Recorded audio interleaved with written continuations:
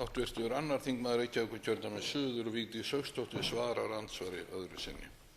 Virðulegi forseti, það var ágætt að hv. þingmaður Oddný Harðardóttir fór hér aðeins inn í þessa umræðu varðandi lágmarkslaun og bætur. Virðulegi forseti, ég hef alltaf verið þeirrar skoðunar að mér finnst óeðlilegt að lægstu laun og bætur séu sama krónutala. Mjög óeðlilegt. Það kostar að vera í vinnu, virðulegi forseti.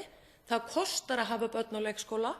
Þannig að ég lýsi nokkurri ábyrgð yfir á verkalýðshreyfingu þessa lands að hafa ekki barist betur fyrir kjörum þeirra sem lægstu launin hafa. Því að auðvitað er það svo að þetta kannski stingur ykkur og það vill enginn vera öryrki og það er ekki það líf sem allir vilja.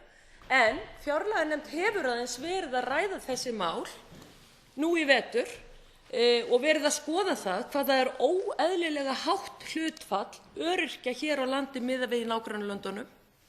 Það er hátt í 10% vinnubæra manna skráðir öryrkjar á Íslandi. Mér finnst það mjög óeðlilegt, virðulegi forseti, og við höfum verið að skoða það hvað veldur. Nú í tölum Tryggingastofnunar kemur fram að það liggi á bilinu 9 til 10 milljarðar í svikum í bótakerfunum. Það hefur komið fram hjá ríkisskattstjóra að það liggi 80 milljarðar í skattsvikum í skattakerfinu á ári. Við erum að tala þarna, virðulegi forseti, tæpa 100 milljarða sem skila sér ekki inn í kerfið. Þetta er rúmlega heill Landspítali á ári sem liggur þarna úti í samfélaginu.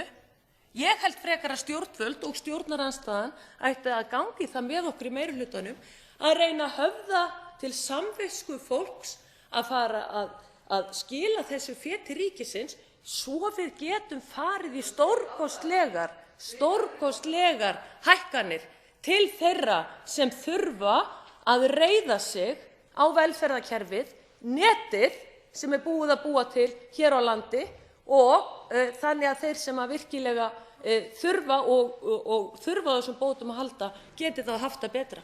Það er vinn-vinn staða fyrir alla.